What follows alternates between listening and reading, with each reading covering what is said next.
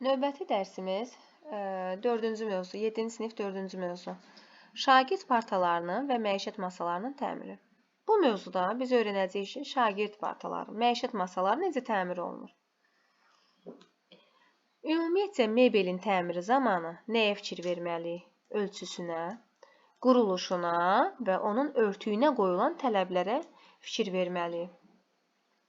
Deməli, nə idi? Ölçüsü idi, quruluşuydu, bir də ki, örtüyünə qoyulan tələblər. Bunu xüsusən şagird partalarının təmiri zamanı nəzərə almaq lazımdır. Deməli, ölçüsü, böyüklüyü, kiçikliyidir, quruluşu, hansı quruluşa malikdir, örtüyü də ki, laklıdır, yoxsa ki, MDF-dir, nə bilim, laminatdır. Yəni, bunlara fikir verməliyik. Laminələnmişdir, yoxsa yox. Şagird partasını necə təmir etmək olar? Şagird partasını, baxın, şagird partaları verilib burada. Gəlin görək, necə təmir etmək olur. Şagird partasında ən çox rast gəlinən qüsurlar, hansı ki, bu üst qapaqlardır, üst qapaqların kənarlarında və işlək səthi zədələnir. Deməli, zədələnmiş yerlər haradır? Üst qapaqların kənarlarıdır, bax, buralardır. Bir də ki, işlət səthlərinin zədələnmə, hansı ki, şagirdlərin əllərini qoyduğu, yazdıqları hissələrdir. Qapaqların gövdədən ayrılması. Bəli, qapaq gövdədən ayrılır. Çanta qoyulan yerlər, hansı ki, partaların kənarında çanta qoyulmaq üçün belə əymələr var. Onlar öz şəkillərini dəyişir. Yəni, bax, bunlara təmirə ehtiyac olur. Deməli, bir də baxaq, hansılardır? Zədələnmələr ola bilir. Hansı zədələnmələr? Üst qapaqların kənarları, hansı ki, işlək səthləri zədələnir, qapaqlar gövdədən ayrılır, çanta qoyulan yerlər öz əyilir, şəklini dəyişir. Qopan qapaqların bərkidilməsi zamanı onları əvvəl olduğu kimi yerləşdiririk. Baxın, bu qapaq qopubsa, nə edirik? Əvvəlki kimi yerləşdiririk. Bərkidici furniturlardan. Bərkidici furniturlar hansılardır?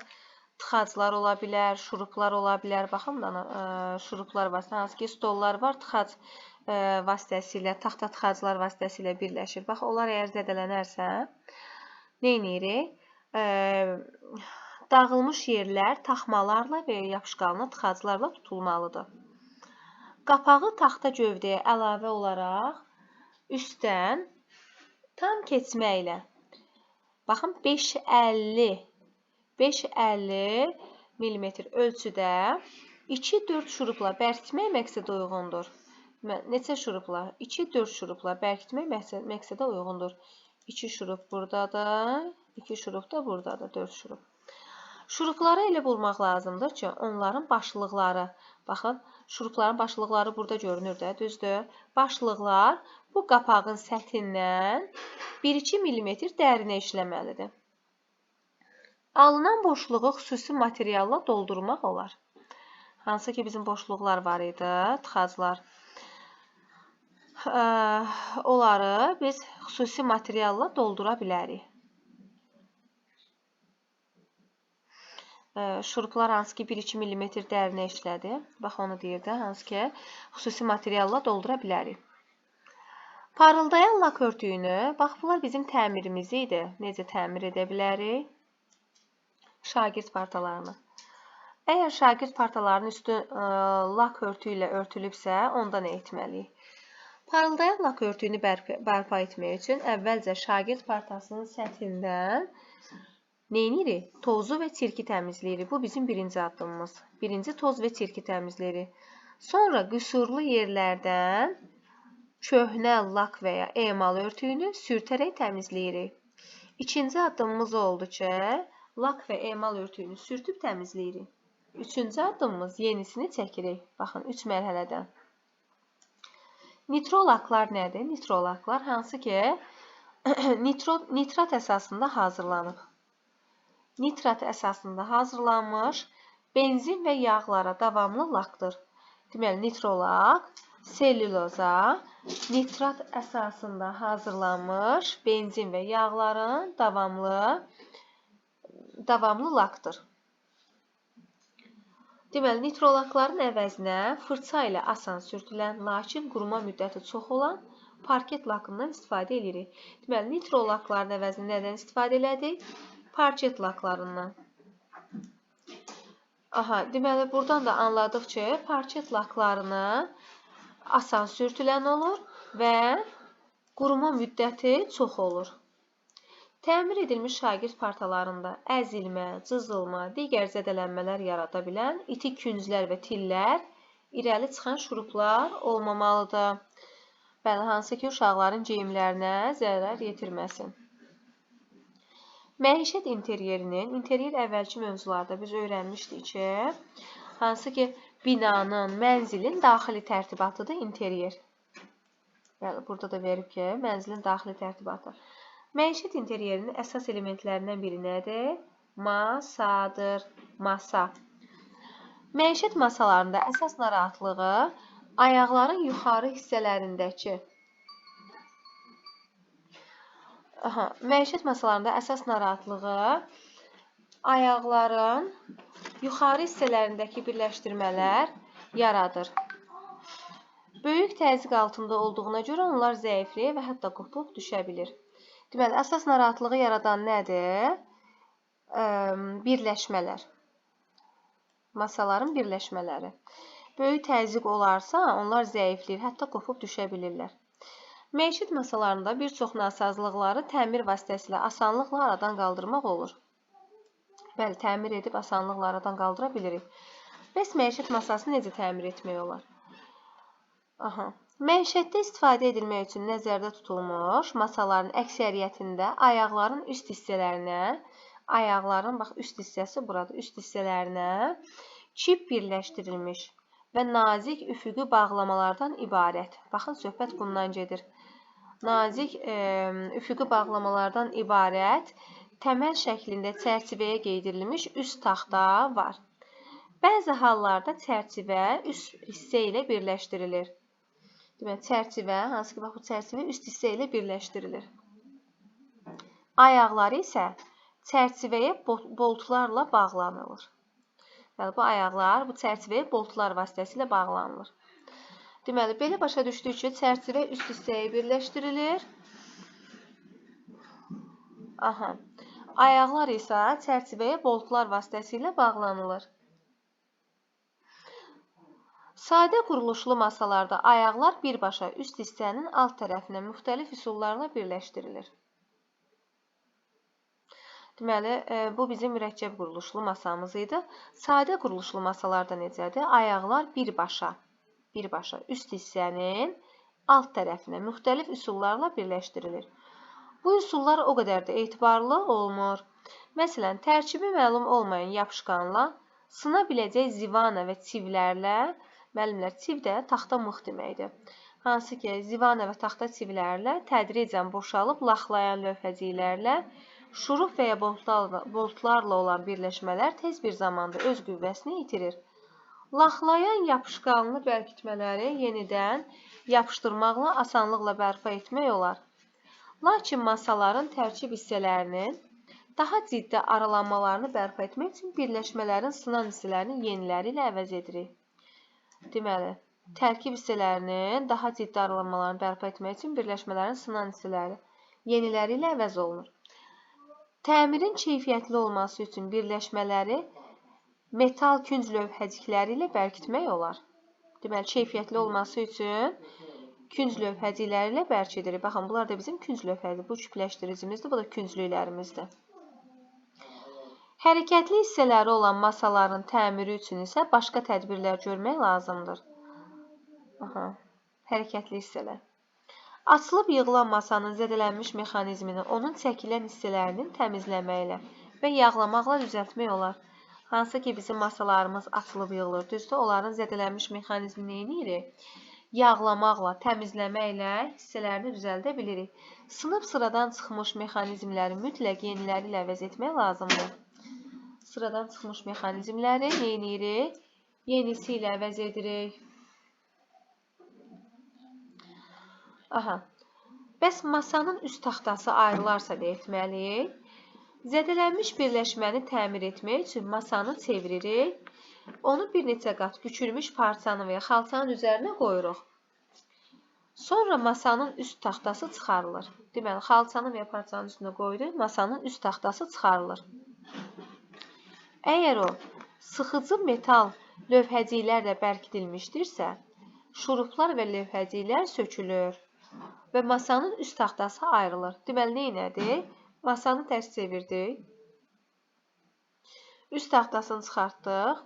Hansı ki, sıxıcı lövhəciklərlə bərkidilibsə, şuruplar və lövhəciklər sökülür və masanın üst taxtası ayrılır. Əgər o, şurup və ya boltlarla çərçivəyə və ya künc tirlərə, ya çərçivə ya da künc tirlərə bərkidilibsə, o zaman bu bərkitmələr kənarlaşdırılmalıdır. Açılıb yığılan masanın zədələnmiş mexanizminin onun çəkilən hissələrini təmizləməklə və yağlamaqla düzəltmək olar. Hansı ki, açılıb yığılan mexanizm zədələnibsə, ya onu təmizləyirik, ya da yağlayırıq. Sınıb sıradan çıxmış mexanizmləri mütləq yeniləri ilə əvəz etmək lazımdır. Belə sıradan çıxanları mütləq şəkildə yenisi ilə əvəz edirik. Masanın hər bir hissəsində sonradan onun yığılması üçün nişanlama aparılır. Hissələri birləşdirilən yapışqan bərkitmələr sökülür. Zərbə vurulacaq hissəni zədələnmədən qorumaq üçün taxta qoruyucudan. Bəli, taxta qoruyucudan hansı ki, zərbədən qoruyan taxta parçasıdır. Baxın, bu da burada verilib. Taxta qoruyucudan istifadə edilir. Bu zaman hissə biraz qaldırılır. Gəlin görək, çərçivə ayaq birləşməsi nədir? Çərçivə ayaq birləşməsinin təhlili. 3 növ çərçivə ayaq birləşməsi mövcuddur. Ən nümunəvi, baxın, 3 növ. Bunu yadımızda saxlayaq. Ən nümunəvi birləşmə zivana yuva birləşməsidir. Ən nümunəvisi zivana yuva. Bu birləşmədə çərçivədəki zivana ayaqdakı yuvaya yapışdırılır. Deməli, çərçivədəki zivana, baxın, zivana ayaqdakı yuvaya. Bu zivanadır, bu da yuvadır. Çərçivədəki zivana ayaqdakı yuvaya birləşdirilir, yapışdırılır. Belə birləşmə zamanı mümkün olan zədələnmələr yuvanın parçalanması və zivananın hissələrə ayrılmasıdır. Deməli, zədələnmə necə ola bilir? Ya zivana hissələrə ayrılır, ya da yuva parçalanır. İkinci ara kəsmə birləşməsidir ki, burada iki elementin hər birindəki uyğun deşiklərə yapışdırılmış çivlər birləşməni gücləndirir. Deməli, birinci zivana-yuvana birləşməsi idi, zivana-yuva birləşməsi. İkincisi ara kəsmə birləşməsidir. Hansı ki, burada da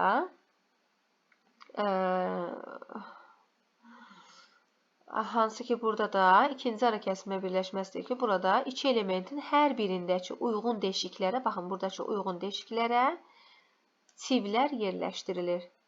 Çivlər birləşməni gücləndirir. Yəqin ki, masalarda görmüsünüz, müəllimlər.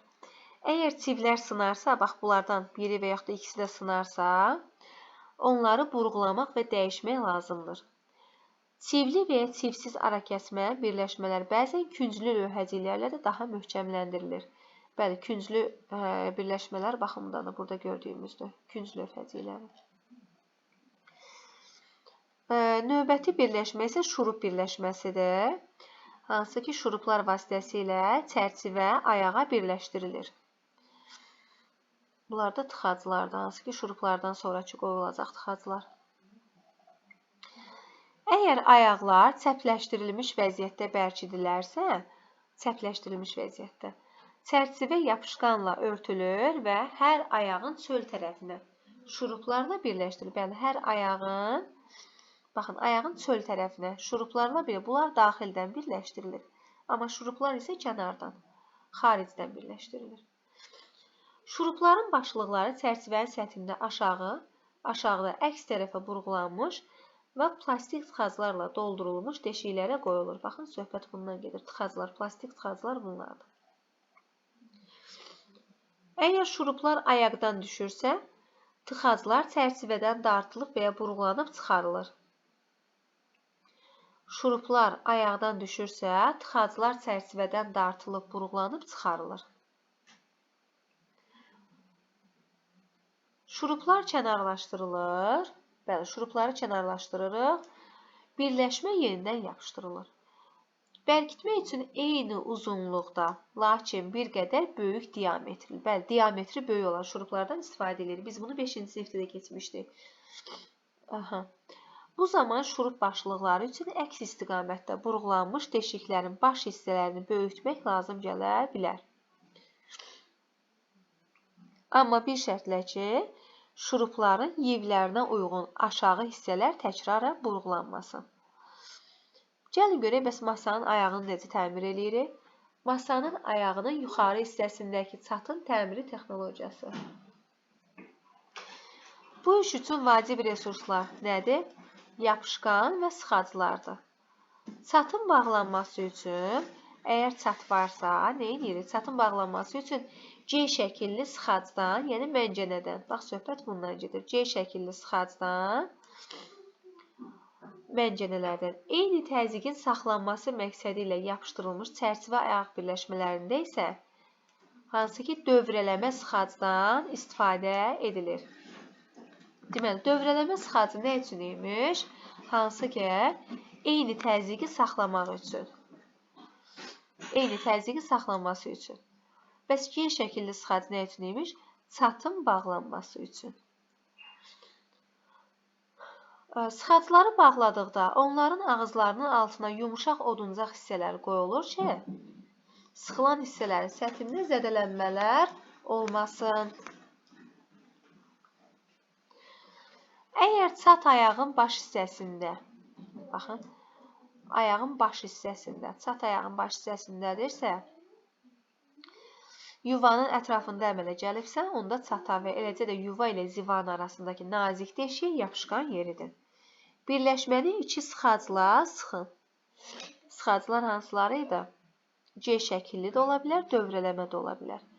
C şəkilli çatlar yaranarsa istifadə edirik, amma ümumi eyni təzyiqi saxlamaq istəyiriksə, onda biz dövrələmə sıxacından istifadə edirik. Daha sonra birləşməni iki sıxacla dedi sıxın. Əvvəlcə çatı bağlamaq üçün ayağın baş hissəsinə, baxın bura, baş hissəsinə C şəkilli məncənəni quraşdırın. Sonra zivananı yuvada saxlamaq üçün bir ayağın xarici tərəfindən, digər ayağın xarici tərəfinə, baxın buradan bura, bir ayağın xarici tərəfindən, digər ayağın xarici tərəfinə doğru dövrələmə sıxacını uzadaraq quraşdırın. Bəli, hansı ki, baş hissəsinə məncənə, hansı ki, təzyiqi saxlamaq üçün dövrələmə sıxacından istifadə elədi. Niyə? Çatlamış yuvanı yapışdırmaq üçün. Yapışqan 24 saat ərzində qurusun, sonra sıxacları çıxarın. Bəli, 24 saat ərzində quruduqdan sonra sıxacları çıxarırıq. Küncün metal lövhəciyin köməyi ilə bərkilməsi. Bəli, baxın, biz bunu kipləşdirici kimi öyrənmişdik 5-ci sinifdə. Yan divarları birləşdirirdik, bərkidirdik. Küncün bərkidilmə texnologiyası. Gəlin görək, künc necə bərkidilir. Metal künc lövhəciyi masanın ayağına yerləşdirilir və çərçivəyə əks olan hissədə saxlanıb, hər tərəfinə bir şurup bərkidilir.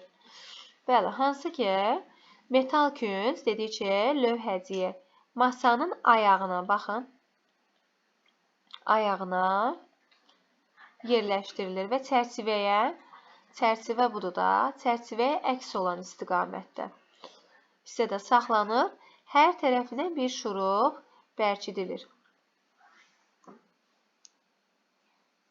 Ayaqda lövhəciyin mərkəzindəki deşikdən istiqamətlənən deşik buruqlanır. Lövhəciyi saxlayan şuruplar və lövhəciyin özü çıxardılır. Yastı ağız kəlbətinlə boltun mərkəzindən tutulur və ucundakı yivin bütünlüyü ilə ayağa daxil olması şərti ilə burularaq bərkidilir. Bütün şuruplar qoyulan lövhəciyi çərçivəyə bərkidilmək üçün yerinə qaytarılır. Şuruplu bolta köməkçi nə ola bilər? Şayba və qanadlı qayka yerləşdirilir və sıxılır.